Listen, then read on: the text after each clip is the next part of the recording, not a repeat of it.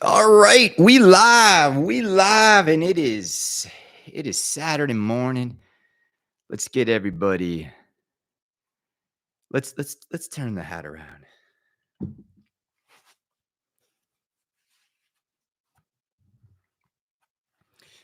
All right, that just works better. We live. It is Saturday morning. Let's share this link with everybody. It's gonna be a fun one because we're gonna on this Saturday morning spectacular. I'm gonna do what I wanted to do last week and share with everybody the Stern document. Hold on. Here we go. We live. All right.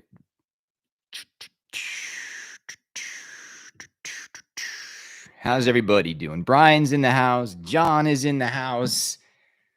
What's up, Damon, Robert, sad boy?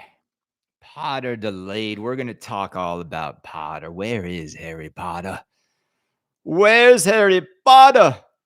We've been waiting since TPF in March, April, May. Where is it? Nobody's ordering Avatar. It's got to be on the line. Now, we'll talk about what we think the delay might be. Well, look, Saturdays, I'm missing Killian's T-ball today because tomorrow we are going to Paw Patrol Live. So I couldn't do the show tomorrow, but I am going to do this show most likely around Killian's schedule. So if you like it on Saturday, I hate to be the bearer of bad news, but family first. So I'm most likely going to be shuffling this around between Saturdays and Sundays. I don't think JJP screwed up Potter so bad, so close to reveal. What do you mean they screwed up Potter? John, what do you mean by that? There's nothing is delayed if no date was announced. So there's no delay. Like, I always love this when it's like, it's delayed. It's like, no, they didn't set a date. So you're not late if you did not tell people when you were going to arrive. So I don't understand why people think Harry Potter is delayed. Jack never said it was coming out in May. Jack never said it was coming out before June. He never said it was coming out in June. It could come out in July. They know that this game is going to sell like hotcakes the second it gets revealed. So I'm not worried about Harry Potter sales. I'm very worried about Dune sales. I'm very worried about King Kong sales. I don't think anybody bought Merlin's Arcade. Maybe, I don't know. What do you think they sold Merlin's Arcade? 50 total? I don't know, right? Retro Django, the man that knows something about Predator but can't tell us. That game is not delayed. There's no release dates on pins, and I wish there were. And I think these companies need to get better at just how they reveal and giving people a date by which to prepare to see the new product. Because also you give people time to save money. I think Jack's move was smart. I think a lot of people have been waiting and not buying anything until they see Potter. Dune looks like an absolute brick fest in the Adam Savage video. Yikes. Mate, if they were to release the dates, the code would even be more unfinished. I don't know. Not if you actually finish the product before you start a reveal date. I don't like any of the modern buying an incomplete product. I don't like it. I think consumers don't like it. I think there's too much product out there that there should be less of it and more of it should be finished when it's revealed. Hold on. I got to get a little cup of my coffee, my non-refundable coffee mug. Remember when non-refundable was like a joke? Now it's like everyone's locking up their money. Here's what we're going to do. At roughly 10:30, I'm going to pull up. How would you guys like to see Kaneda's presentation I gave to Stern Pinball. Would you guys like to see that? This happened around Chicago Expo. I went over there. I had a really great audience with Seth, Gary, and George Gomez, and Jack Danger popped in. And I think they were just like expecting a hangout, a meet and greet. And I brought them me, professional me, as I would walk in there if they were paying me. So it was a lot of fun to put together. I think a deck that they weren't expecting. I'm curious. I haven't looked at it since I went over there.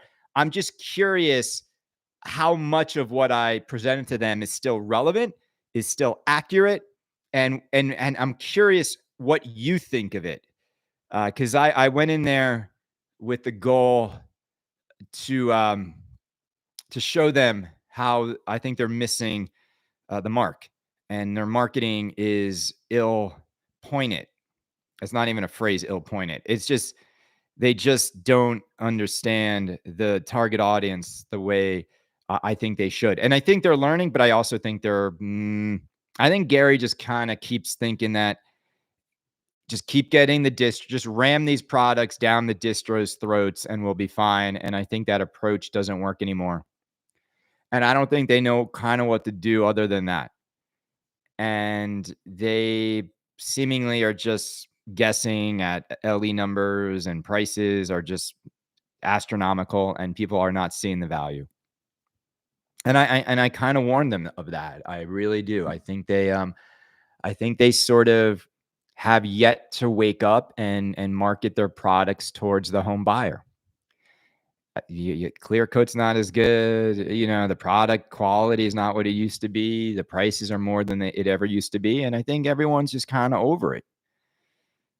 I'll tell you this, Stern was very receptive and we had a really good conversation. And I won't lie. I'm not going to lie. Part of me, a big part of me would love to work at Stern and be the CMO, because that's the only job I would want there. They hired someone else to be the CMO. I have over 10 years of pinball institutional knowledge. I wish the new CMO luck. I don't know if he will be successful. I don't know what power he will have to erect real change. It's hard for them to hire me as CMO because of all the baggage that comes with Canada. But I also, now that Tim Sexton's gone, it's really the only guy that got the drink in the face. So I think I also know that Stern wouldn't pay me what I make now, but I'd be willing to do it to just do something new. And I would be willing to do it if we could have some sort of contract where marketing decisions that I was responsible for, there could be some sort of monetary contractual percentage bonus. Same way a designer can get a bonus based on game sales. I think there is a world of opportunity to make additional revenue, but here's the thing, gang, additional revenue for Stern in a way that doesn't feel like you're getting ripped off.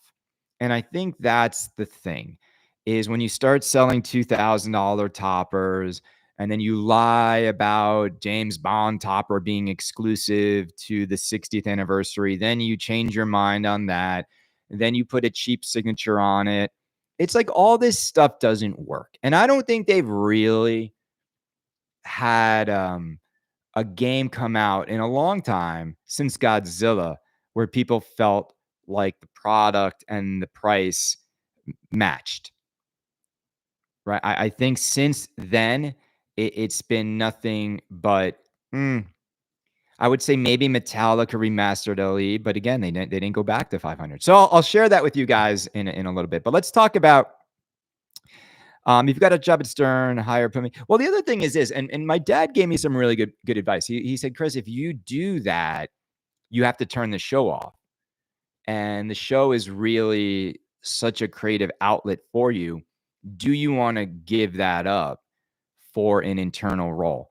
And when, I don't know, like when you look at like Jack Danger and you look at some of these people that go internal, it doesn't seem like they're having as much fun. Like, does Jack Danger look like he's having as much fun as he used to? He obviously is living a dream, but I just the stress levels, the the disappointment. I feel like he's gutted based on the X-Men response. So it's tough. It's tough. You sometimes, your hobbies and your career don't necessarily need to be the same thing. And I think sometimes you can get a little too close to the sun, and then all of a sudden it's not what you thought, and you lose a lot of the freedom, and you can't tell everybody the truth because you got to toe the company line. I mean, that's just the way it is. And so, but I will say this, and it's really easy to sort of constantly tear these games down and tear down the efforts of these companies. And I will say there are really good people at Stern Pinball. Really good people. Seth is a really great guy. George is a really great guy. Gary is a really great guy. There's a lot of really great people there.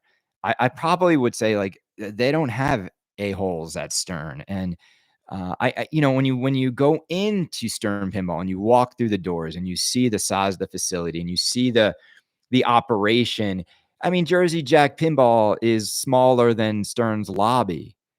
And there is an overwhelming sense of gratitude and what's the other word I'm looking for? It's just very impressive, and there's a lot of respect when you see how big the Stern operation is. Now that being said, that's why Stern, as such a massive ship, is really hard to course correct when they start heading towards the iceberg. And I'm not saying they've hit an iceberg. I just I worry about them the most because at that size and with the amount of people there, and you got to remember, all the people are getting salaries, they're getting paid, like the rent check is due. The marketing decisions they make are more critical than anyone else's, right? So, like, if Stern made Dune, they'd be so screwed, it's not even funny. Now, I think that Barrels is probably a little screwed with Dune. I'm just looking at it. I don't know. Like, just not sure how they turn it back on. We'll talk about that a little bit more today. Spooky Luke. I mean, we have several companies with access to actual billions and still don't nail it every time and struggle a lot. I agree. Spooky Luke, let's talk about that for a minute, because here's why Jersey Jack doesn't nail it. Jersey Jack is a prime example of money doesn't solve the real problems. Money actually makes the problems bigger, because my sense when I look at Jersey Jack is it's still a leaderless company. It's leaderless. And the decisions that are made at Jersey Jack feel like committee decisions, and they don't have a creative visionary. And for pinball companies to be successful, you need your George Gomez. And even Gomez lost his focus, because when he passed on stuff like Back to the Future, stuff like Harry Potter, there's just a lack of creative vision happening. And at Jersey Jack, I just feel like Jack's been in charge of themes and he's completely fumbled so many of them. And then Brett is the president, and he's down in Miami, and he's like flying in once a month. And I think they lack perspective. And by that, I think Jersey Jack has a clientele for sure. I think they have a clientele. I think they sell games to a lot of very wealthy people who are not on pin side. I think they have, in their eyes, they're successful. But what they haven't successfully done is make the best pinball. They've made the prettiest. They've made the most fancy. They innovated years ago. They haven't really innovated so much more since then. But I just think that when you look at a game like Godfather and Avatar, those two games, how do you make those games? How do you say we're gonna put all of our resources against these titles, and we're gonna say this is good enough, and we're gonna charge 15,000 for this. It's a lack of market knowledge, it's a lack of creativity, and it's cost cutting. And I am worried about Potter being emptier than people are going to think, because again, I think Jersey Jack doesn't want to go back and make games that are difficult to assemble. And so that's why I think Potter is going to be more barren than people are expecting. Spooky Luke said, we are giving 110% for you fellas. I think we have some really amazing. You don't, Luke. We know you've got amazing stuff coming. And I said in my last podcast, I do think that Spooky Pinball is, out of all the companies, is the one that's going to bed the happiest and waking up in the best mood. And I really have been very impressed by the ascension and the maturity of this company, and the growth and innovation and the direction this company has gone in since Chuck handed it over to Bug and Luke. And I think they've really done a phenomenal job, especially considering how old they are and how the responsibilities they have. It's been incredible. I think I think I think a lot about Dune lately, and I'm like, David sent me like another NDA, and I'm like, you know, I'm on the fence now. And I'm not on the fence of like I'm gonna go like attack Barrels of Fun. It's not like that at all. Like I hope they find success. I hope they really knock it out of the park. But I'm probably gonna extract myself from any sort of NDA situation. I know a couple things. I will tell them. I won't disclose what I know, but my desire to know more and get in with them further, I don't think it's wise for me to do that. And I don't think it's even appropriate. First of all, like, I also don't want to just give all my ideas for free. I you know, it's just, there's something about that. Like, and I think a lot of people are working at Barrels for free. I think they're getting a lot of passionate people provide hours and hours of work, and they're not making money. And I'm like, you know what? Like, I don't know. I don't roll like that. I don't think these are charity. I think these are for-profit pinball companies. So basically, there was Barrels was going to do a little bit of a market research move, and I don't even think you need to do like surveys. Like Seth sent one out. I kind of think you need to know what people want to buy. And that's where we're at. I think if you have to guess the kinds of themes people want to buy, you shouldn't be a ball company. And the difficult thing is not just making what you want to make, but making what consumers actually want. So, we shall see. Yeah. So, thank you, Luke. You haven't told me anything. You don't believe in me? You don't believe in Canada? Well, you're also smart. I have a big mouth, but I don't break trust. I don't. Not anymore. um, yeah. First of all, guys, I want to thank everybody here who's a member of Canada's Pinball Podcast, who signs up and subscribes every month. You know who you are. If you watch this or just catch this show on YouTube, there's a great podcast that I think most people know about it by now. I mean, I've kind of like plateaued at around 700, 688 now. Like, it's hard to get more. You guys also know you can give the gift of Canada's Pinball Podcast to a friend. So if you ever want to do that, Patreon allows you to do that. I'm really proud of the show. I think the content's been great. I think the format is the most entertaining show out there from a podcast standpoint. And I think we break a lot of news. We talk about a lot of rumors. We give credit to where credit's due. I love Naps Arcade. I love Kerry Hardy's latest takedown of King Kong. You know what they're calling King Kong in the chat? They're calling it Bing Bong LE. Now, look, I would love an Inside Out pin. Bing Bong, that character is amazing, but they're calling it Bing Bong LE. And I will say this: King Kong is being looked at, and people are rooting against it. I mean, you can feel it. There is a real growing army that is becoming anti-Stern. And I think it's a little unfair, but I also think they brought it upon themselves. So I think when you see a lot of people's reaction to Kong, it's like, I don't want to hear you praise it. I want to tear it down because I'm just more. I don't want more of the same. Uh, it was also an interesting week with some of that what is it, social political BS being thrown into the pinball world. I don't agree with that.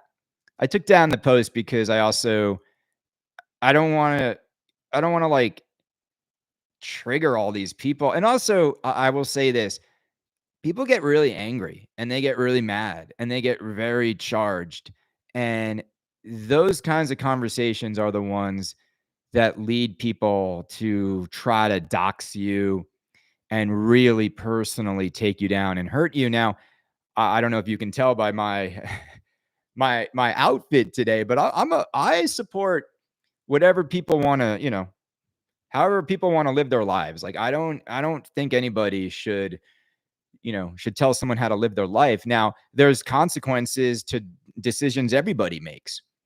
And, if you want to tattoo your face, you're going to have a hard time getting a job. It's just like, I just always believe in common sense. And I might have some personal opinions about different things happening in the world, but I don't think pinball is a place to talk about any of that stuff. And I think the move to spark that conversation was inappropriate. And I think it was just meant to get attention, but the wrong kind. And I do think Collins should be really questioning what he's doing because his audience is supposedly pinball fans and lovers. And he is basically, I don't know, like alienating the very people that are going to make him money. And support his entity. Like, the reason I'm not supporting the Twippies anymore, nor do I care to like be a part of it, nor will I promote it. It is I don't like the direction they took it. I don't trust the leadership over there. I don't trust the results even. I mean that. Like, they didn't reveal the second and third place votes. Almost having 100 more votes than than another podcast and losing to them. It's just I get it. All that was put in place years ago. Wasn't this year, but all of it was put in place to take down Canada's Pinball Podcast. And in the end, I laugh because when you've it's like winning so many years in a row becomes a little bit of an albatross, and the trophy doesn't matter anymore. When I was at the height, I mean the height of my listeners, 5,000 people an episode, making $0. Now I got 688 subscribers and I make a lot more than $0. Now I don't make a ton of money, and it's a win-win-win, right? The awards are fine. It would have been nice, but like, I just won't be a part of it anymore. So that's that. So I don't care what venue it's at. I'm not going to go visit. I'm not going to ask you guys to vote. I really don't care. I really don't care. I think it means nothing now. And they did it to themselves. Okay. So we have 2 minutes. Let me pull up this presentation, guys. I'm really excited to walk you through it. All right, here we go. I'm excited for you guys to see this because you get to see a little bit of like Canada in action. And and this is, when I do presentations, I like to make it very very visual. I don't believe in, PowerPoint should not be a Word doc in on a PowerPoint slide. You're making at least 60,000 a year from your podcast, so you can't complain. Yeah, but you know what? What if I told you a distributor can just sell 3 LEs and make more than I do a month? Do you think they're doing more work than me on 3 LE sales? Mm, uh, eh, I don't think so. All right, let's see. Where's here we go. Oh, why is it? Okay, I'm trying to see. Where's why isn't the Stern one coming? Okay.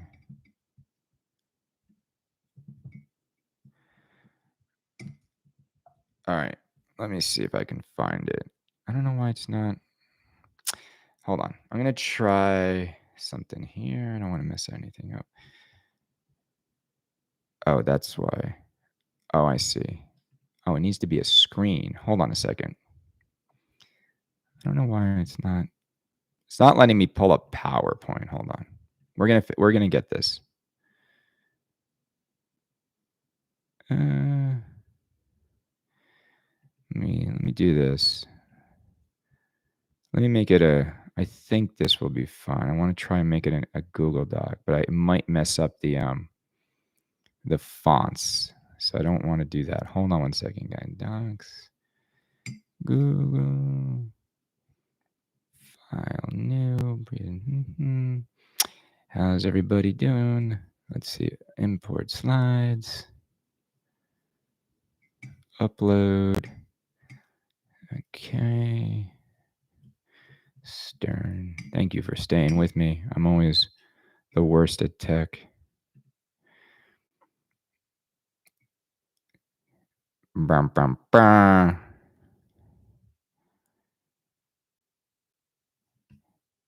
I'm just uploading. Be patient. It's going to be worth it. Come on. There we go.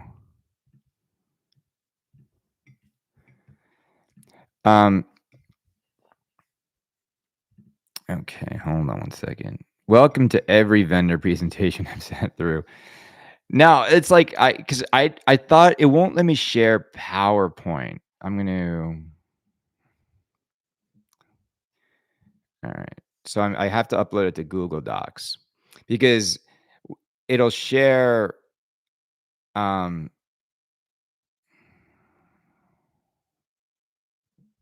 oh no, the fonts are not the same. Oh, it's gonna mess everything up. All right, let me just clean it up a little bit.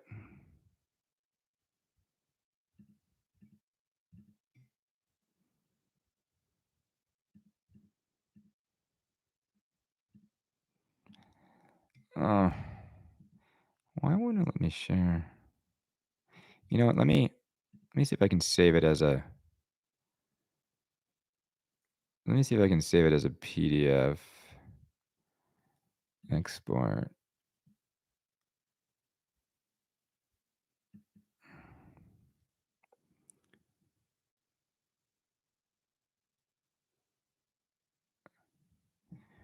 One second. It's up. It just messed up all my fonts. Um, and I don't want it to be messed up. Let me see if I do impact here. What font is that even? Area. Oh, see. All right.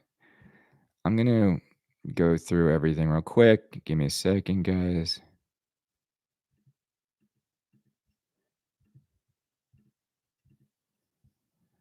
All right.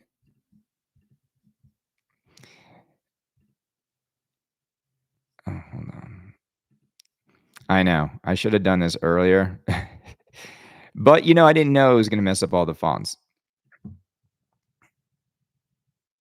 And it's gonna be good. It's gonna be worth it. You guys will love it. So hold on. Go give me 2 seconds here. Let's get this a little bit bigger. Um, all right. This is gonna be awesome. All right, get ready. I'm just going through every slide. I'm just changing the fonts because they were all messed up.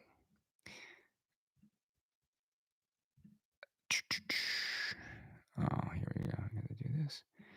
How's everybody doing? Good? That's good. Um, I know. You're gonna be like, gosh, can you just delete? I'm almost, do do do do do do do do do do do do do. Everyone go take a bathroom break. I'll be ready in 5. No, I just need to look right because it's important. And I want you guys to see how I do work, like the way I would really do the work.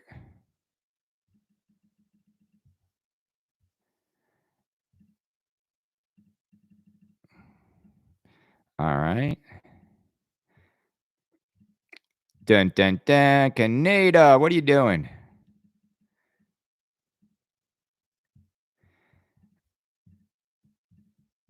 This is great. This is gonna be so much fun.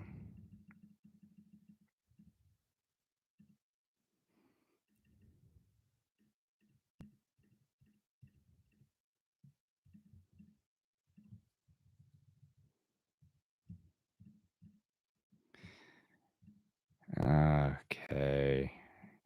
I'm doing this for a reason, guys. You'll see. You'll appreciate when it's done. Be patient. You'll see. You'll see. You'll see. I didn't realize I had to do it like this, so you guys are like, "What the hell?" All right. Uh-huh. I'm gonna keep it at that font. I don't have to change every font. It's not needed.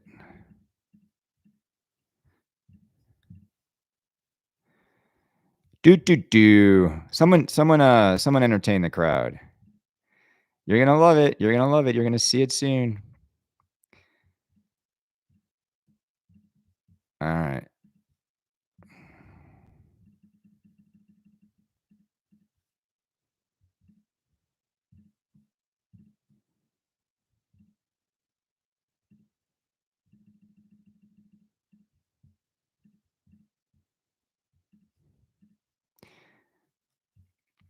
Okay. I really can't wait to show you guys this. Trust me, it's worth it.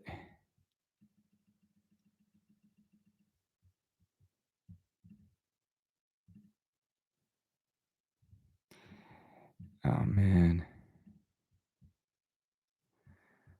All right. It's so much fun. All right. All right. We're almost there. We're almost there, guys. Stay with me. Stay with me.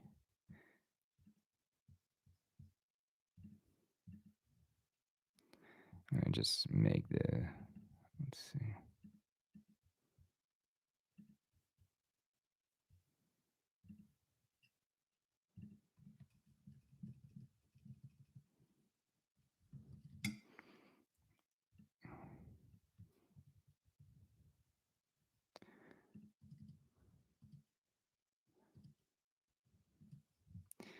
All right. Almost there.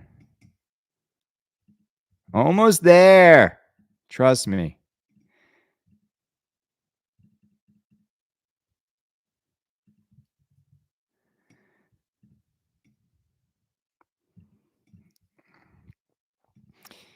Oh, God, Canada, you're the worst. You really should give back your Twippies.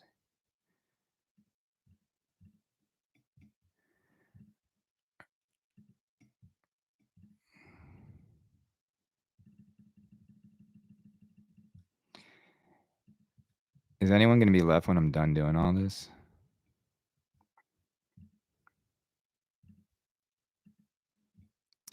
I hope so.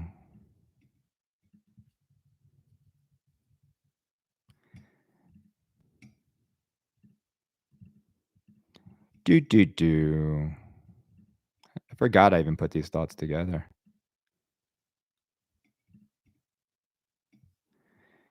All right.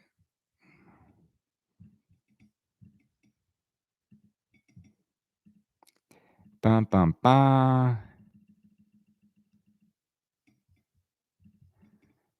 Bum, bum, bum. We're almost there. You guys are like waiting patiently. Are the landscapers here? What are they doing?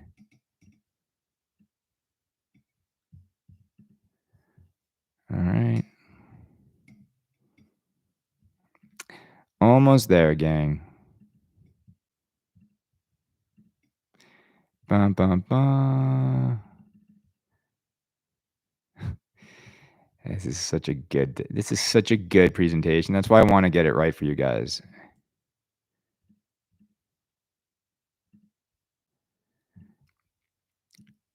Details matter to me. I'm very detail oriented and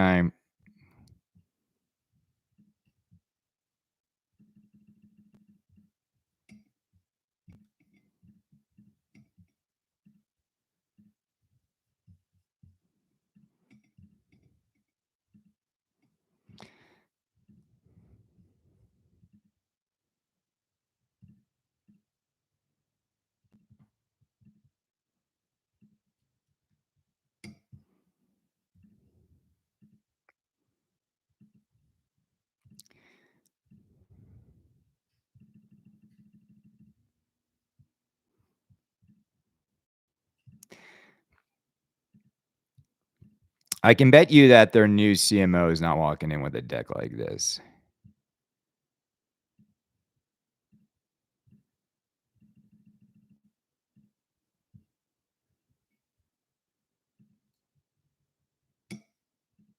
All right, I'm done. We get to see it now. Thank you for being patient, but you'll understand why I wanted to get the fonts right. All right. Are we ready? I think you guys are ready. Thank you for bearing with me, by the way. All right. All right. Okay. All right. We ready? Sorry about that. Everyone can timestamp it to 30 something minutes. All right. Now, I want to just make sure. I want to make sure when I flip slides, you guys can see it. Can everyone see this? Because I'm going to go back and forth. Can you guys see this? Yes or no? All right. You ready? Hello, everybody at Stern Pinball. I'm going to give you guys how I would present them. So, when it comes to pinball, you saved pinball. Are thriving. And I always want to start a client meeting with the reality. You guys should be very proud of yourselves. Like without you, pinball would not be where it is. And it wouldn't even be modern pinball if it wasn't for Stern. So congratulations on doing that. See, this is the old one. But your industry is at a crossroads. All right. And this is real. This is present. And this is something that you really need to think about now because we're past the point of saving pinball and getting all the credit. And think about what that crossroads is. Hi, my name is Chris. You know me as Canada. It's really nice to be here. Thank you for giving me the opportunity to share with you some thoughts on your business and the state of Stern Pinball. Quick little background on myself. I've spent a quarter of my life studying the pinball industry and market. I know that sounds embarrassing, but it's true. Did it freeze? Is it frozen? Um, I was voted favorite pinball podcast 6 years in a row, as you probably may have heard, because I won't stop talking about it. I've recorded over 1,000 episodes with over 2 million total plays. So, maybe that wasn't the richest use of time, but it really, it just goes to show you, like, I've been in this and in your space for very long, and I'm very deeply connected to your core audience and new inbox buyers. And I think that's always been what my show's been about. Okay. So thank you for having me here. I want to just bring a real quick quote from, someone I work with on a daily basis that I think speaks a lot to why pinball has become such a healthy community and hobby. The happiest people in the world are those that add significance to trivial things. And 100% believe this. I believe this is what we do every week in the pinball community. This is embarrassing. What froze? Is this working? Are you guys seeing this?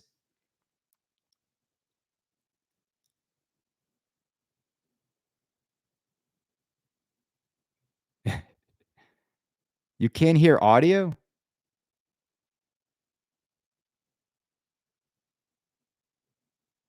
Oh.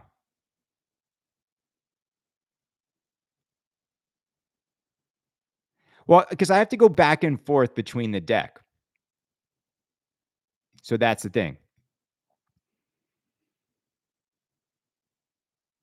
All right. You hear me? I think it might freeze every time I go back. It freeze again? Is it freezing every time I go back and forth? All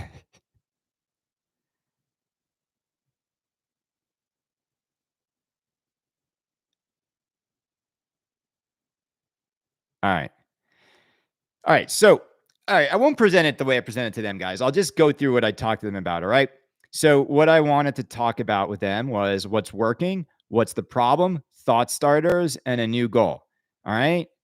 So, for those of you who, again, I don't know if you guys have ever been in a marketing meeting or presented to clients, but yeah. And for those of you who think this is not a good PowerPoint presentation, you're wrong. I would run circles around you in a room presenting. All right. You can bring your big Venn diagram garbage, but I'm gonna let's talk about what's working. All right. All right. You have the best talent. Without a doubt. Stern Pinball, but between designers and software, and no one would argue that Stern Pinball's talent and their roster is the best in the business. Okay. All right. What else? You have the best product. All right. And this is just if you look at the rankings of the top, what is this, like 15 games, you guys are beloved within, the community. And your games, most of your recent games are very highly acclaimed. Okay. I don't think anyone would argue with this. You have the best manufacturing. I mean, you guys are cranking out hundreds of games a week, hundreds of games a week.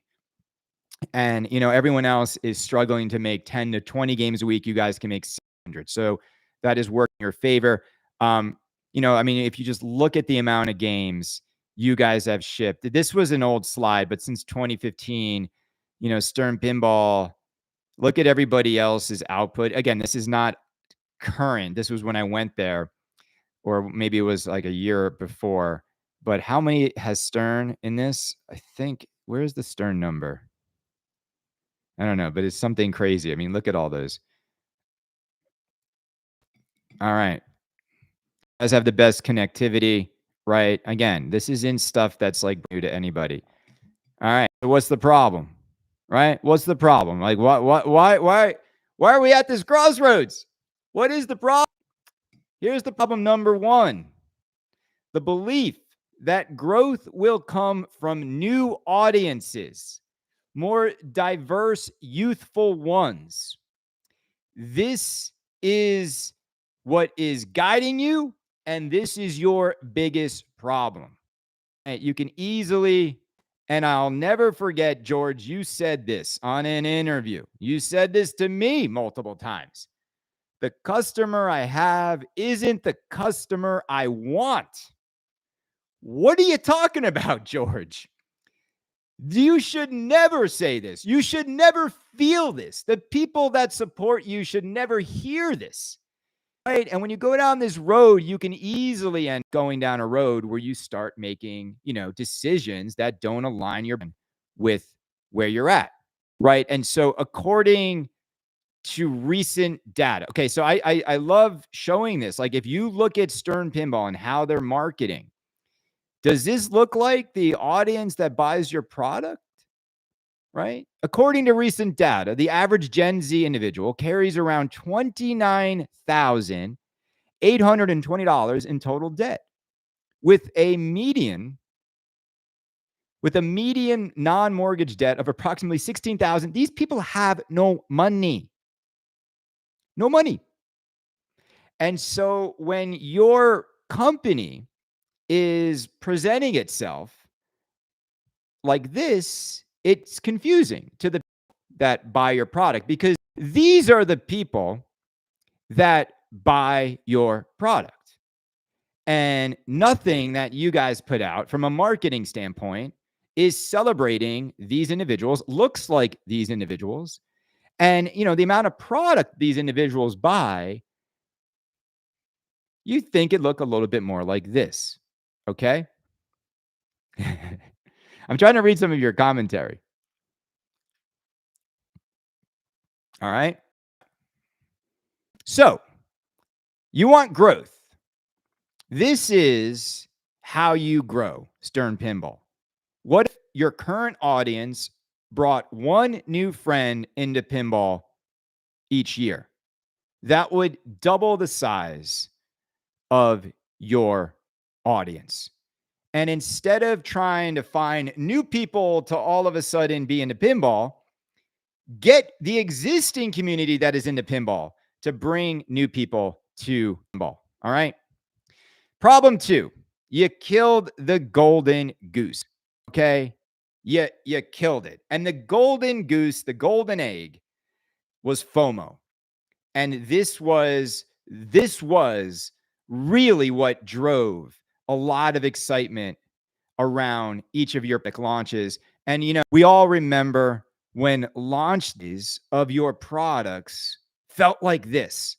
Everybody was trying to get their hands on an LE. It was a beautiful thing. And I witnessed this for like 6 years. You had it. You had it. Right? And getting your hands on an LE was a moment. It was a moment.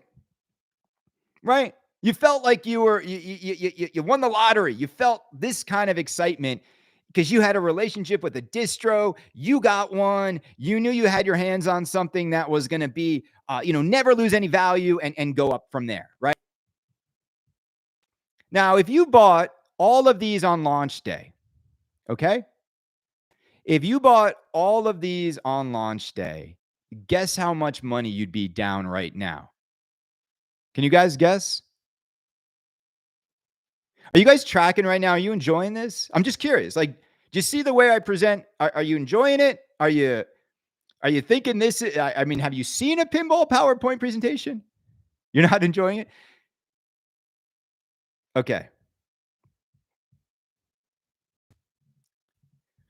I pulled up the data,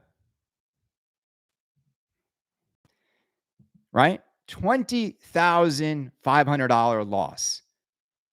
You hand it all of your loyal customers who went in on your LE machines.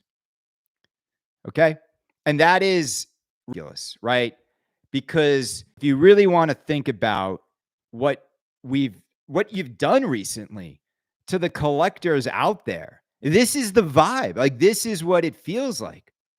And I really think this is really something we need to work on, because if you think about Stern buyers, 2005 to 2021, you bought a new in-box game. You enjoyed that game with no instant hit to the value, none. And then you sell for minimal loss or profit was how it went.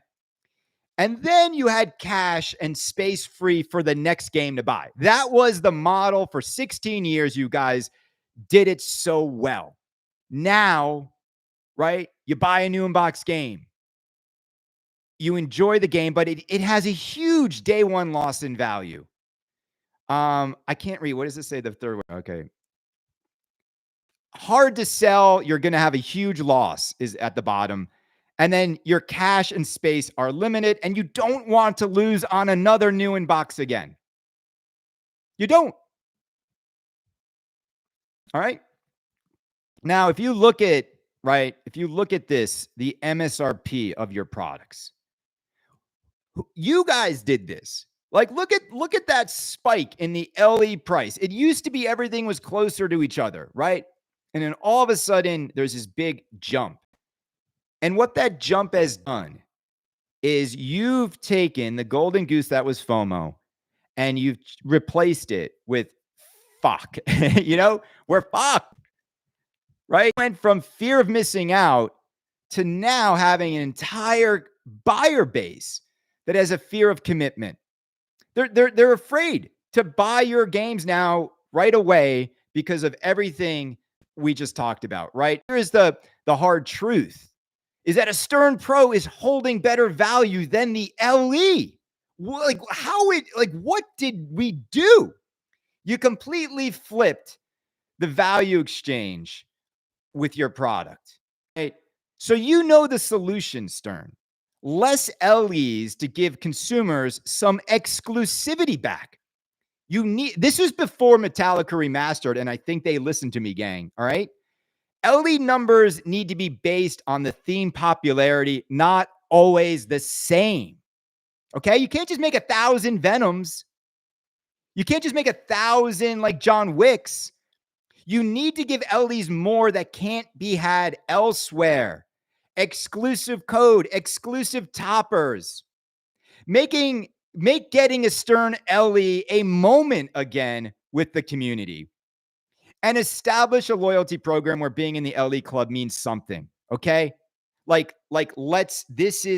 is what you need to do. All right. Look, I asked them this question in the room, gang. Have you ever done anything special for owners that have currently bought $100,000 or more of your product? And when I asked them this question, no hands went up. They have never done anything. And I drilled this into them. How are you doing nothing for these people? And yet you've got Sharp running around college campuses, Stern Army on location. Everything you do is saying thank you to like tournament players and leagues. And you're doing nothing for your loyal new inbox buyer. Nothing. And that is a problem. Are you guys tracking? Are you guys enjoying this? Like, do you guys agree with this? Do you think Kaneda knows how to do marketing? Do you think he knows too much pink? You guys. All right. Want to keep going? All right. So I had some thought starters. All right. I gave them some ideas. All right. Hold on. My first idea I gave them was to create something called Club 86. Okay. And I thought Club 80, I think I have 3 ideas in here for them and then a little bonus fun idea. This is dumb. I don't want Toyota to throw me a party. Just who said anything about throwing a party, Foo Fighter? I never said that was the idea. So stick to your last, bro. Don't put ideas in my mouth. You didn't even spell check? First of all right. I'm kicking Scott Stallion out of here. He's annoying. I'm not having people buy Scott. I don't want people on here. Like, if you're gonna come on here and start insulting colors and calling pink, well, like you're gone. Like, gang, I have to draw the line of just grow up a little bit. And this is coming from a guy wearing pink and blue and flowers. Like, just stop. All right. Scott's gone. All right. Club 86. Here was the idea. The insight here, Stern's communal marketing efforts have focused on leagues and operators with nothing tailored for the home buyer. So what if Stern introduced the Stern Club 86, an invite-only club offered to Stern Pinball's most loyal customers? So, named after the year Stern Pinball was formed, members of this club will receive exclusive benefits. That was the year Stern Pinball was formed. So, if we look at, see, I didn't do the fonts on the side, so they're going to be messed up. First dibs on LE titles. Okay, you've bought. This guy's bought $250,000 of LEs. He gets first crack at it. He doesn't have to chase down every new LE launch. If he wants it, he gets it. He doesn't have to deal with any shenanigans. Exclusive first look at upcoming titles. But here's the fun part, gang. No cell phones. Let their enthusiasm drive the FOMO. Let them see the game early, right? If you saw King Kong early, if you saw Jaws early, you're not going to spoil it. All you're going to do is get people more excited to see it. Club 86 gets to select a future theme release. Why not? Why not? Ferrari lets its best customers make a custom version of a Ferrari. Why don't you let these guys pick a theme? Exclusive lounge, VIP areas at shows with access to new product and Stern talent. Whatever, make it mean something, okay? All right, we're going to keep going. I also love 1986 first look. Now, this was just meant to be fun, all right? Because some tactics should be memorable, should be fun. So imagine Stern mailing to Club 86 members footage of one of its new games, but the only way you can watch it is if you have a VCR. And we really do a throwback 80s launch. This is just a tactic. This is just a fun way to make something different, something a little bit more conversation and memorable, all right? They should be having more fun. When you get to market something like pinball, you shouldn't just release it the same way every time, right? Boring, stale, and boring. So just, you want to bring in a new audience, right? I'm not saying don't bring in young people. A lot of young kids play pinball. They love pinball. But everything you're doing doesn't create media. It doesn't create conversation. It doesn't get parents who love pinball to get their kids into pinball. So the second idea was the Stern Scholarship. Here, kids play sports and earn scholarships to college, but no kid that's amazing at the sport of pinball has ever been recognized by schools, ever. Okay? So what if Stern Pinball did a yearly tournament for young students where the prize was a college scholarship? Real to do. And then you get headlines like this: Stern Pinball offering free college tuition to best pinball player under the age of 18. Wouldn't you make introduce your kids to pinball and give them a chance to compete for a chance to get a free ride to school? And then all of a sudden you get, the first ever pinball scholarship in the world. All right. Again, it's not like we can't talk to young people, but you're not giving them anything of value when the only thing you want to do is try to sell them a $7,000 to $13,000 game. They can't afford it yet, but what a fun way to get them into this. All right. All right. What else we got? Guys, remember this? Right? You remember this?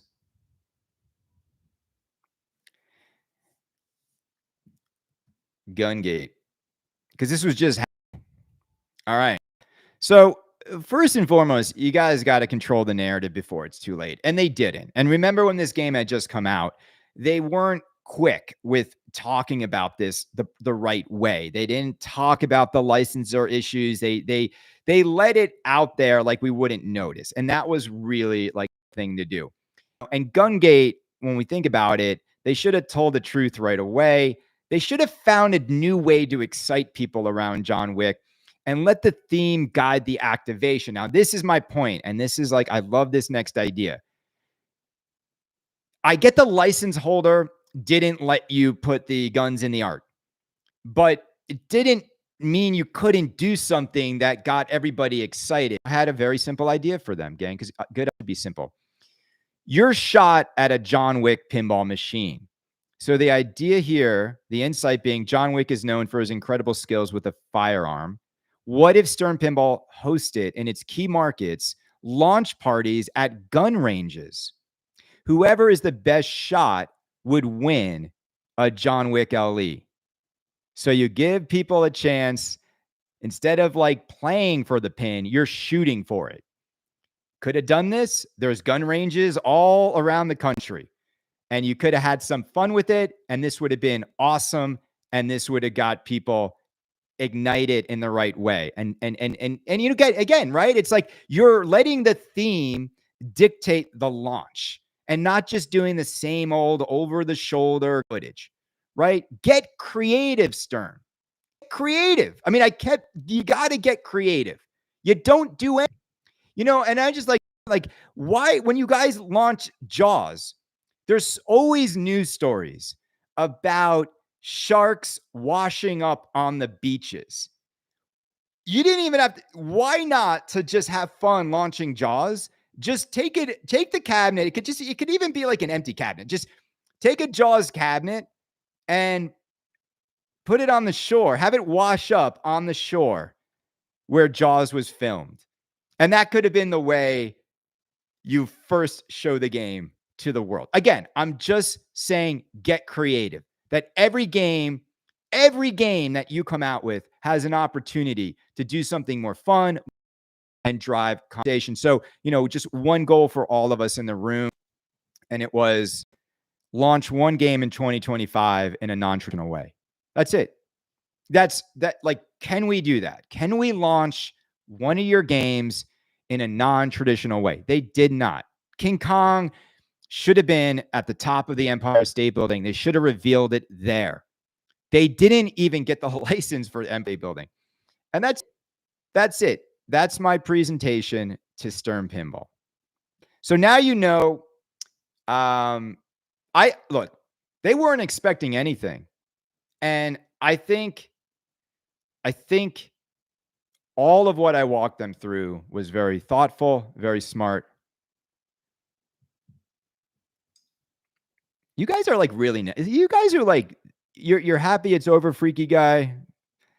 Like I really, I put a lot of work into that. So just show a little respect. I mean that. Like I get it. It's the internet. You want to be negative, but you think you could have done a better job analyzing. So anyway, whatever. These trolls, man, everywhere. So it's fine. It's fine, guys. Like yes, I went into Stern and presented that. Franchi, what did you agree with what I said, Franchi, or disagree? I go into billion-dollar companies and present like that, and they love it. Like that's how you present. All right, you want to just stare at like Venn diagrams.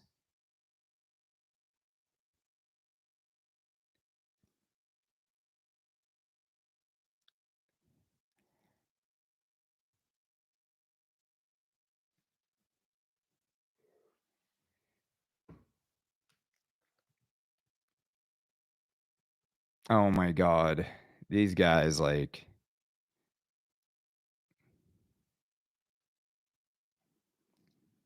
Well, they love the presentation. I think I definitely think the decision to limit Metallica was inspired or not, like maybe they were doing it anyway, but I feel like reinforced their decision to do that. But unfortunately, I think they just went back to the playbook again. And I think they've gone back to the playbook. I mean, they're trying, right? They're trying to like they went less than 1,000 on X-Men and D&D and King Kong, but you kind of see like they should just stay at 500. Thank you. I look, gang. I believe me. I did all that work for them for free. It was fun presenting it to them. I think everything in there is still valid and true. In fact, the amount of money you're losing now would be way more than even 20,000. And yeah, like Club 86, I think the fact that they have no loyalty program is weird. And I think the new CMO would benefit from thinking about some of these things. When I did that at Expo, so that was October of 2020. I believe it was Expo. Yeah, I think it was Expo. It was October of. It was right when. It was. I think it was right when I wanted. Why do I want to say it was when Metallica came out, or was before Metallica came out? I'm not sure. Well, the thing is, gang, is I just don't think they're gonna lower the price. I mean, I did show the graph of the spike in price, but I'm just not sure they would lower the price. And of course, that's something everyone would like to see. So I my how are you guys feel? Like, are you guys optimistic about where pinball's headed at these prices? I think what's gonna happen again. I just think it's a boutiques world. I've said this for the last year or so.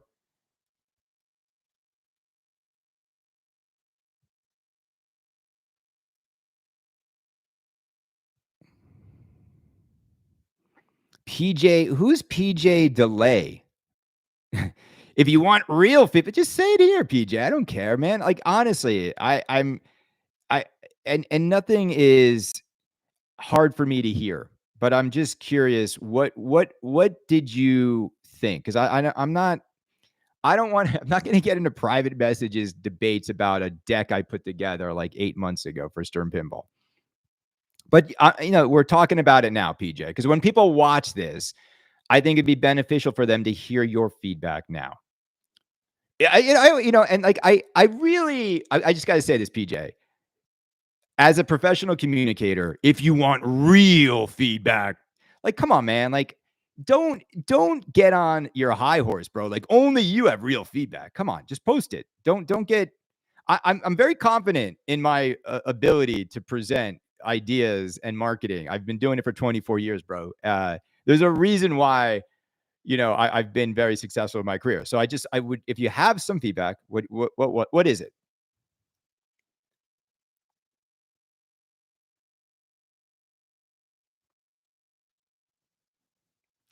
All right, we're waiting on PJ.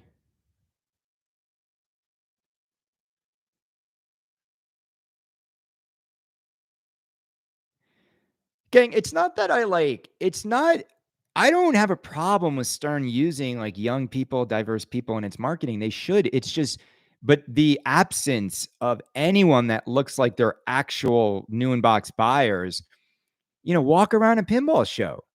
And that's what's weird. It's like they present themselves like one thing and the reality is another. And I just think it's weird. PJ, what's your experience, bro? You're not saying anything. Maybe I do also have some experience. PJ Delay. PJ, come on, you're not saying anything. Don't like you got the floor. What's your experience, PJ? Just at least give us something. Like these guys, like the internet. Like, can people not have a normal, like, you're getting asked to write something, write it. I don't even know who you are. And I'm giving you the floor. So if you're sharing your pitch with us, does that mean none of those other ideas will be considered? Did Stern? No, I think they look. I sent them the deck. I think they can do what they want with it. It was really a friendly meeting. And as you see, like a lot of my ideas, like the scholarship, I think was really smart. I think the idea for the Club 86 was smart. And then I think, you know, each of their themes should have a creative launch that is guided by the theme a little bit. And they're just not doing any of that.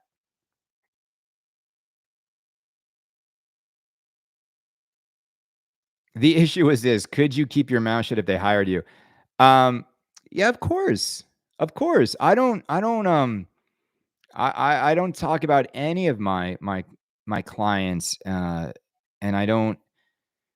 Um, my whole job is holding on to secrets of what brands are planning. We all know you have it great sharing with your. Okay. The rogue cyber, I'm in my mid 20s, and whenever I talk to anyone around my age about pinball, they don't care outside of playing a game. Yeah, because they've got student loans and they're making no money.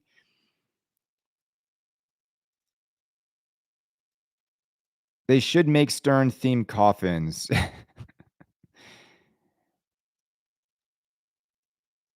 We'd all be out the best podcast. Well, thank you.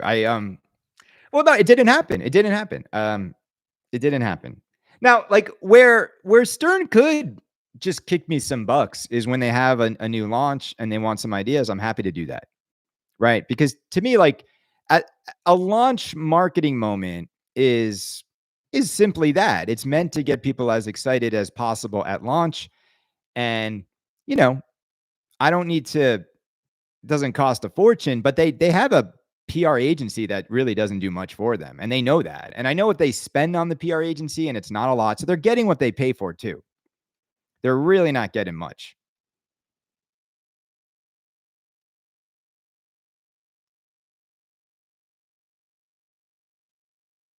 Yeah, I mean, I think everybody wants the price to come down. I don't know. I don't know, gang. It's like I'll tell you this. I have not bought a pinball machine in a while. You know this. I mean, I don't really have room. But I went into my checking account yesterday and I was just like laughing how when you don't buy these games, how quickly your money just piles up. And it I feel better having a lot of money at my disposal for personal things and meals and trips and toys. And when you buy these new pinball machines, the amount of money it just sucks out of your world just does not it just the fun isn't there for that much money. And again, as I've always said, like most of you have pinball machines. So you don't need another. So I don't know, right? Is it really worth chasing every new inbox game? And I don't think it is. Did you sell your Type R? Yes, I did. I sold my Type R during COVID. I paid 34 for it. Remember the old Type R was like 34, 35,000. They with 3 years on it and like 16,000 miles, the dealership gave me 38,000 for it. So I sold that baby like boom, take it. I made money on it basically. Um yeah, I love that car. I love the look of that car way more than the new Type R. The new Type R is boring. I love my GR86, but I miss the Type R punch. Like that car, like pulled you through corners like a scalpel. It was so much fun. The Honda, like I mean, the Toyota Subaru, the one I got now, eh, eh. Like it's a momentum car. It grips, but it doesn't exhilarate when you drive. It's you can't. Yeah, it's just hard to explain. It just needs another like 50 horsepower to for that chassis and for the grip. There's a lot of great deals on pins now. It's a buyer's market, gang. A buyer's market. I mean, you wake up every day, you see the prices just keep going down and down and down. So I don't know. I would just wait. I don't know. Just not keep. Maybe just enjoy what you have. I think that's the best advice. Now, gang. Also, like I could drive 30 minutes to automate it and play these games for hours. So I don't why would I want to buy them?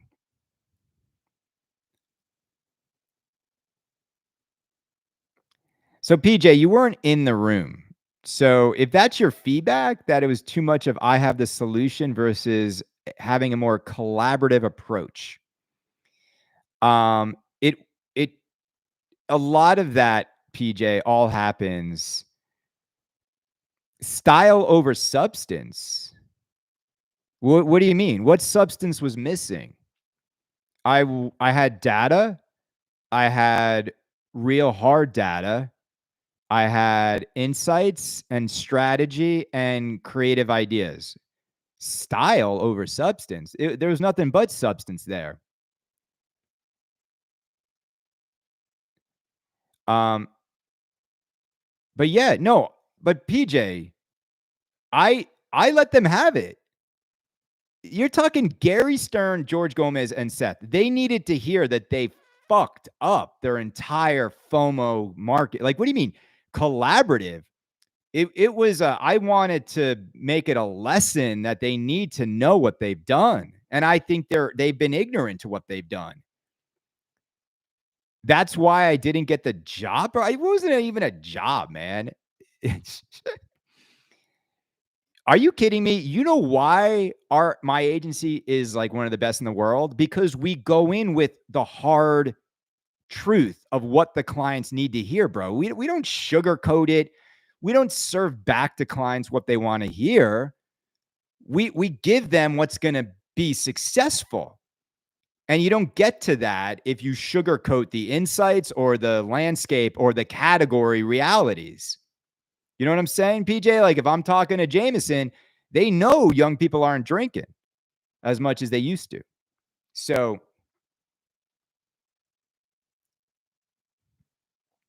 PJ, what do you do? What do you do? What's your job in marketing? What do you do?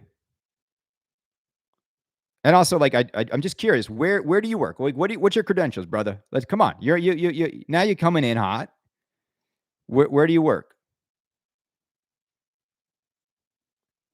It's just I'm very transparent, right? I'm sharing something, and I just want to know who I'm talking to.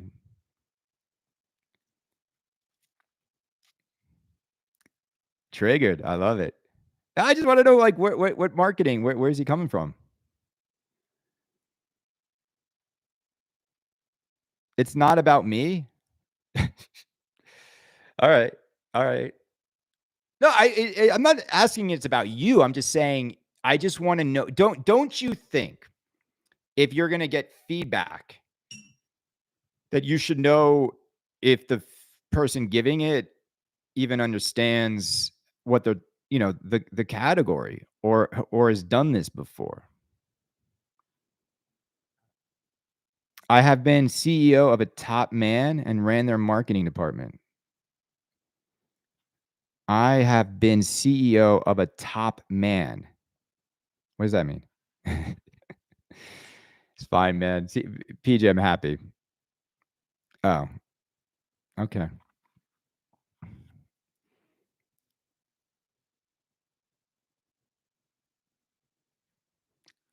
He did everything. CEO, marketing, manufacturing. Okay. No, look, it was a good conversation. So much so they invited me out afterwards. We all hung out. Like it was all good, man. There wasn't any, it wasn't strident. They loved it. Gary loved it. You got to know Gary's a bulldog. Gary wants you to talk to him like this. He doesn't want you to sugarcoat it. It was a discussion. This was just me running through it on YouTube with you guys. But it wasn't style over substance. To that response, that's bullshit. I got to be honest, PJ. To say that presentation was style over substance, it was that's a horse shit feedback because it was all substance in there, man. I'm just saying, like what more substance do you need? If you're a CEO, yeah, you want to see data, right? Gave him data. You want to see strategy, give him strategy, gave him so my people skills. I'm like the best presenter, one of the best presenters we got. Come on, man. PJ, I can't. I can't. If you want to know real skills in the world of communicating, PJ, try getting a microphone and doing a podcast about pinball 1092 times. Okay, brother? Um, PJ, are you a member of the Canada Club? I mean, CEO, you've got $5, man. We gave you enough airtime. Stop saying real feedback, man. Just say feedback. Don't, that's such a condescending thing to say. Real feedback. No, give me fake feedback, bro. Like, what does that mean, man? Come on. Come on. It's just funny. I know, Pete. We're gonna make PJ a star, man. PJ, are you a member of the Canada Club? Are you a member? I mean, surely you've got a lot of money if you were CEO of a major manufacturing company. $5? Awesome. All right, he's in. He's in. Yeah, we'll talk, brother. I know I'm just, we're just taking the piss out of each other here. This is fun. Don't worry. Yeah, I'm loving this. I love talking about marketing. I love talking about, these companies through the lens of marketing. I think that's always been something that separated my show from a lot of the others out there is sort of like the point of view. But I do think that the Canada community is represented by mostly new inbox people. And I think a lot more collectors listen to Canada than everybody else because this is what collectors want to hear. This is how they think. This is how they talk. So I definitely, um, I don't think Stern's going to change much. I think right now in all of pinball, right now it's just a battle of theme. And when you have a good theme, it's like 90% of the marketing is done when you've got a great theme. And I think you don't need to do activations and stunty fun things. But the reason why you should, when you can, is I've always said this, like you have one chance to make a launch memorable. And I think a lot of these companies don't even think creatively about that. And when you have something, the best position to be in, and PJ knows this, is like when you're a marketer, the best position to be in is you're marketing a product where there's intrinsic demand for it. So much so that the marketing and communications team spends the majority of that product's development keeping things a secret. You're trying to hold information back. Everybody wants the info. Everybody wants to see it. Everybody, that's not true of most products. Most products is the opposite. You need to drum up the interest. You need to drum up the demand. You need to get the excitement going. But pinball is the opposite. And that's why the opportunities to be very creative in pinball are limitless. And the effort, though, is pathetic. And that's been my observation of it. And look, you can't blame Stern because in the golden years, they didn't have to do anything and everything was selling out. Now they have to. I think Club 86 is just something that they should do. We've seen different clubs, the Fan Club, we've seen people try, but no one's really like done it right. I don't know how they downscale. I don't know how they do it. PJ, give us one idea. No, it's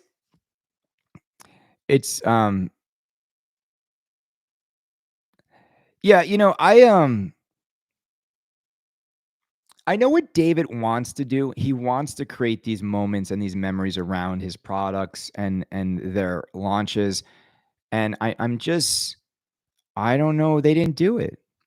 They just didn't do it. For whatever reason, they didn't do it. Handing out bags of sand at Pinball at the Beach is not doing it. They just, I don't, they didn't really have a launch strategy that seemingly worked or was very creative and then it's back to the same formula. Get the guy from Mythbusters to play the game, put the game in front of his audience. Same exact tactic as Labyrinth. Boring. Boring. They could have buried, and I mean this, they could have found somewhere in the country, they could have buried a machine in the sand, and if you can find it, it's yours. They could have done that. It's just barrels of boring. No. No, again, I think these companies don't, and PJ will appreciate this, and you guys will. If you guys, they don't invest in it, so they get what they pay for, which is nothing. They don't hire the right marketing people. They don't. They maybe hire people that are legacied in. The Sharp kids are in the marketing department, right? Or Sharp, one of the Sharp sons. I don't, I don't know. Like, he's never had a marketing job. He's just had a pinball job. And I think the value of someone like myself is just having both, like having the marketing training and the pinball expertise and the community connection, right? I don't think the Sharps are like connected to collectors. Like I don't think they really care about LEs and losing money on games, right? And I remember once, I think is it Zach? Is it Josh or Zach? I always get them mixed up. I think I want to say it's Josh is at Stern, or is it Zach? I don't know. But he emailed me once years ago. Zach is at Stern. Okay, Zach Sharp. He emailed me years ago, and he said something along the lines of, and I'll never forget this because I think fundamentally it is what is wrong with Stern Pinball. And they've got this mindset, and he has it, and they have it, and their marketing people have it. He said to me, if a game is fun, the price is irrelevant. It doesn't matter what the price is if the game is fun. And I was like, well, what, no, like what, I don't agree with that because every game is fun, but to just remove the price and act as if price doesn't matter like that, if you made a fun game, people like that's just arrogance. And that's not how people look at products they buy. And I really think they think that it just doesn't matter what we charge for these things if we make them fun. What marketing people did Spooky? Spooky does their own marketing. Bug and Luke do their own marketing. And they're out there, they're making content, they're engaged with the community. That's how you do it when you're a boutique. A boutique can't afford, to pay a marketing department. They don't need a marketing department. What they just need to do is make good marketing decisions internally.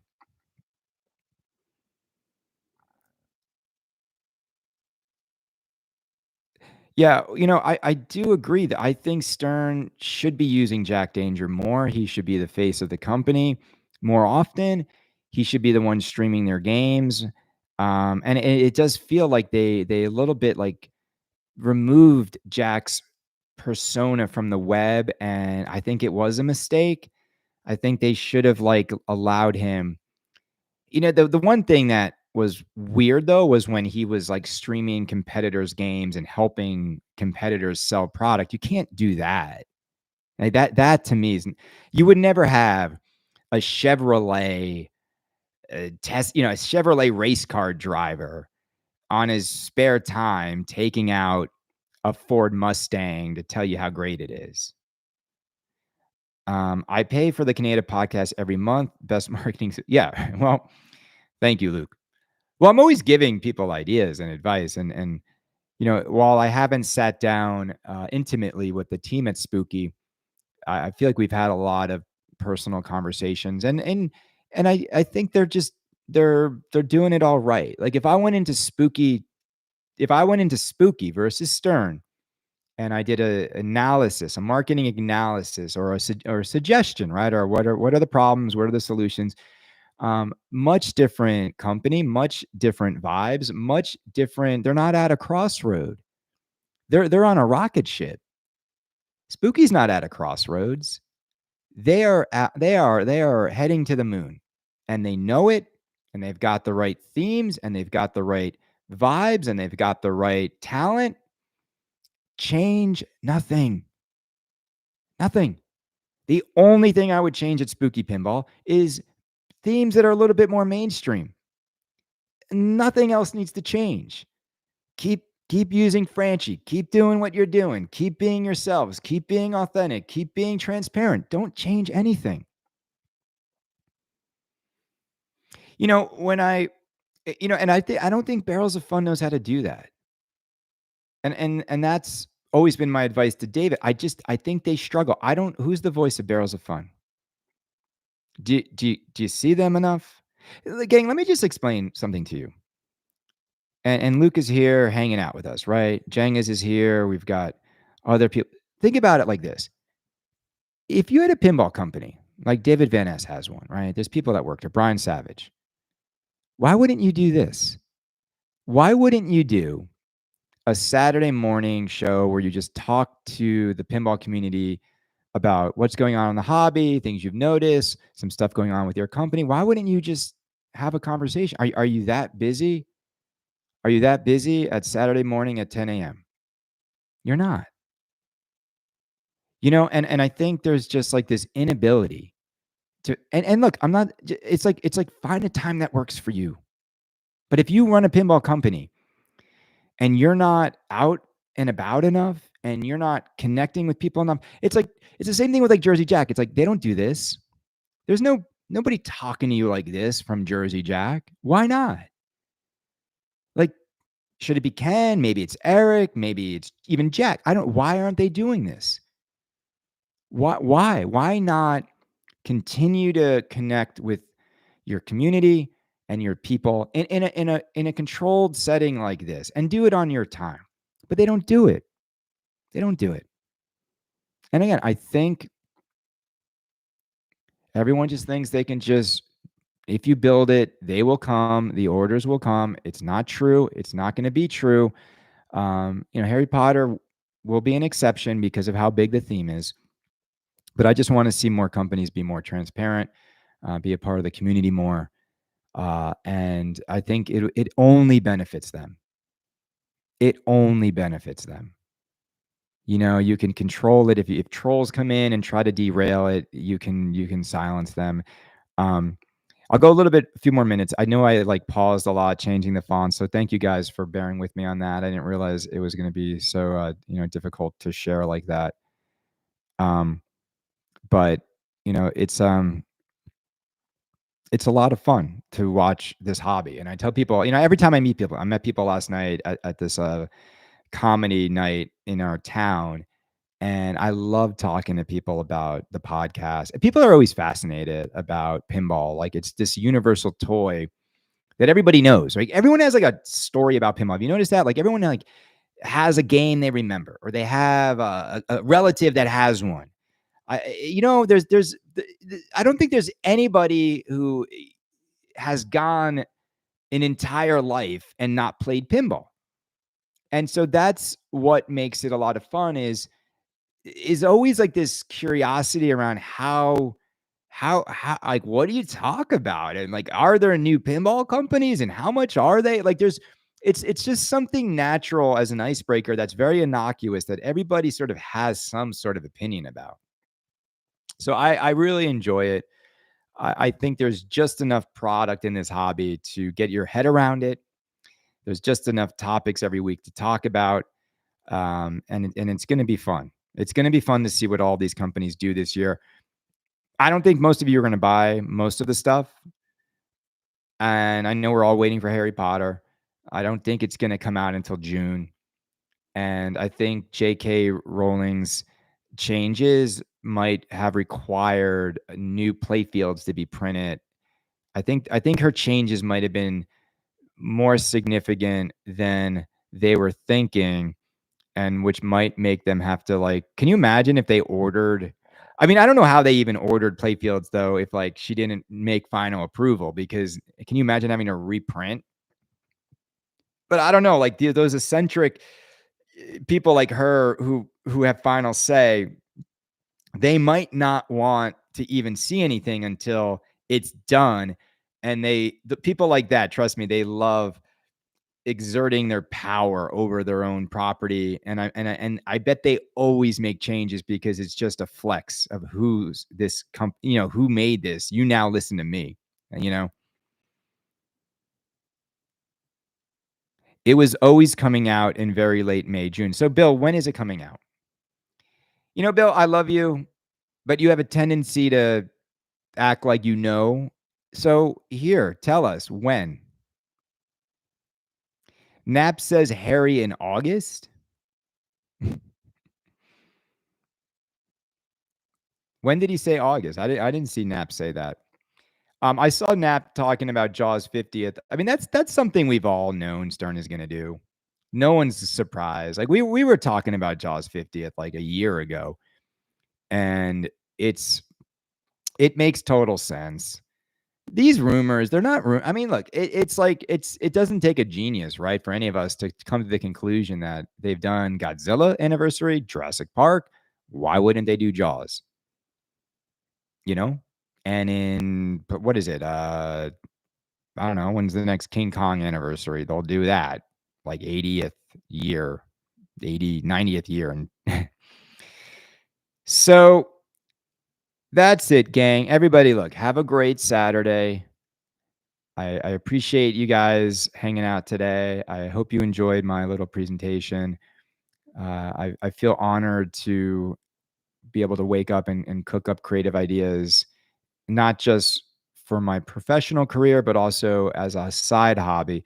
And it's all because of the great community that subscribes and tunes in every week. So I do appreciate it. And look, if you've been just hanging around Canada for years and you kind of like what you hear, I really would appreciate people signing up. I always had a goal to try to get to 800 subscribers. We got to 740, and then we had a little bit of a decline. I think people just had like fatigue of high prices and whatever, but it'd be nice. It would only take like, I don't know, like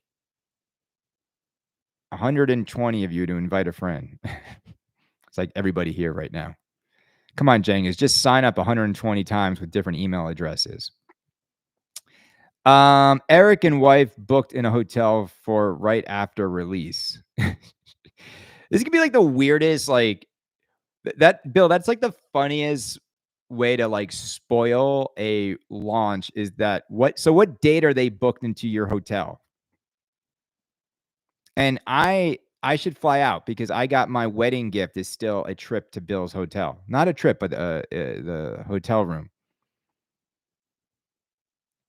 All right. Well, thank you, everybody. Look at all this positivity, man. Like we're not divided. We're not arguing. We got rid of that one clown. He was being pretty negative. We had to get rid of him. But everybody else had a good time, and I'm glad you guys did. And now people can watch the replay of this and don't buy Kong LE. Bing Bong LE. Trust me, it's going to be 10K in less than 6 months. Everybody, have a great Saturday.